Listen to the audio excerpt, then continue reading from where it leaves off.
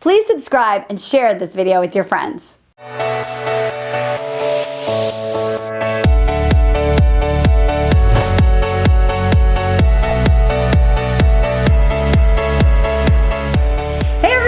Marni Battista, and welcome to the Dating Den. I am so happy to have you, and I am very excited.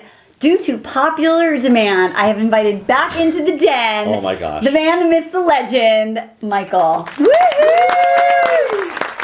Proving that there are hot guys over, how old are you? 61. Damn! Woo! Yeah. That hurts to say, but that's okay. No, that's so great because so many women are like, they're, guys over and they aren't, anyway, Anyway, ladies, it's obviously not true. So we actually reached out to our audience recently and we said, we want to answer your questions. And so Brenda wrote us in and she, this is a very common problem we're going to talk about today. Should you date a guy if he's separated but not yet divorced? Is he like off limits because he hasn't, signed the papers? So at first, right off the bat, what would you say? Generally speaking, do not date someone who is separated. Okay, why? Generally speaking, because there's always going to be exceptions. And we'll talk about those. This person probably is still in the recovery stage, they're in the anger stage, they're confused, they're not sure, they may want to go back. It may just be a reaction to something bad that happened. Right, so you have to kind of define what is separated. Correct. Is separated like, oh, we had a fight and I'm staying on my buddy Jim's couch until we work it out? Or is separated, we have proceeded forward with the state laws to file paperwork to get a divorce? Because it's very different, right? Absolutely. Okay, so let's talk about what are the red flags? Like, how do you're on a date, you're having dinner, you see him on Match.com. What are the things you should look for to know in which category this guy falls?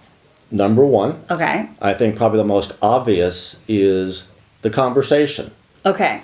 You're having your first date, it's brand new, you've never met. Okay. And you would think, in theory, that means I would want to know more about you. Right. And you would want to know more about me. Okay. So when it comes time to talk about me, and I'm the separated one, if my conversation goes to you, that's a really good sign.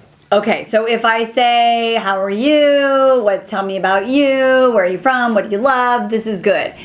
If you do what? What does it sound like? Let's give him what is the guy saying if it's a bad sign? It's a bad sign. Oh, I've got a couple of kids and I'm just getting out of a marriage of 15 years and he was such a jerk and he was so mean and he did this and he did that and then he did this to me and that to me, and this person goes on and on. Right. They're not ready. Okay. Because they're venting. That's stuff that they should be doing with a girlfriend or a boyfriend. So not on a date. So they're still having feelings, they're still resentful, they're still telling the story, they're still collecting, they want to show you by the evidence that they give that they're a good person because this other person is bad. Okay, so first red flag. I would say another red flag is they're not living 100% separately, independently.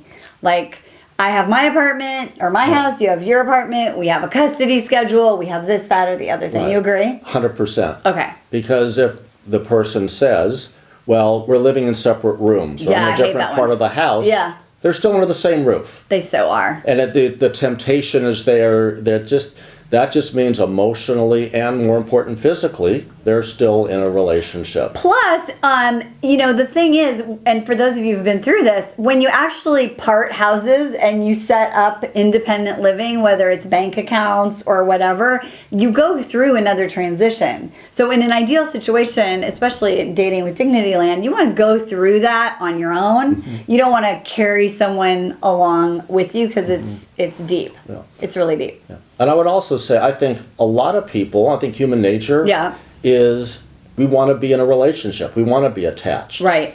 So letting go of something that's familiar is really tough. That is people so may say, I'm so done. but they look back at their track record, 15 years, 2 kids, and what's out there? Do I want to be alone? It's one of those, the person I'm with, although bad, right, is better than the unknown. Right. And so they have a hard time letting go. I think another really big red flag, and this might be on date number 2 or 4 or 5, is my ex-wife used to do that, or I did this with my ex-wife, or that reminds me, my ex-wife and I went on to this vacation, or my ex-wife and I saw Journey at the Hollywood Bowl. You're like, oh dear, I don't want to hear about it. I mean, a casual reference is expected. Right. Because they're human and that's their life. Right.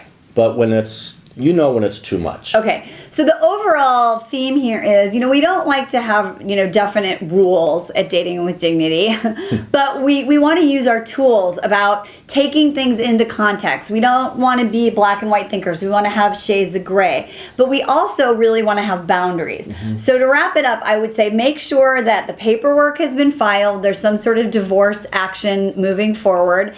They live separately. They are not ex-bashing. And you can tell that they are emotionally available. They have moved past and they have opened up their heart to be in a relationship with you. So before we go, what was you're in a relationship now? I am. I know, all your fans are so sad to hear that. Okay. And you said your current girlfriend you live with, she was separated, not divorced. Correct. So what is the number one thing that you looked for, that you saw that let you know she was totally ready to be in a relationship? The first date. Yes. Because when I picked her up, it wasn't at her ex's house. Yeah, good sign. She had her own place. Okay. And we sat down. Yeah. For dinner. Yeah. And we had a lovely, engaging conversation about us, about her. And maybe 5% of the time there was a reference to the ex. Okay. But there wasn't talk of the anger and the resentment. I asked a few questions which brought it out. Right. But she wanted to talk about her future, not about her past. Okay, there you go. So ladies, don't be in denial, right? Don't make excuses. Look for the red flags, and if you see the red flags, run! Okay. And if you want to find more Michael, where do they get in touch with you? Where would you like them to? Do you have a Twitter? I'm sure I do. Craig, does he have a Twitter? I think he did last time. Yeah. Yes. At Michael Lushing? Sure.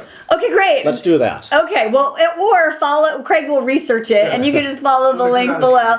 If you want to find me on Instagram, it's at Dating with Dignity, at Marni Battista on Twitter. Come find us on Facebook. We love you. And tell me also, have you had your worst story about the guy who totally duped you? He said he was separated, but it was a big fat lie. Leave a comment. Let's just get it out of our system right now. Okay, mwah. Love you guys later.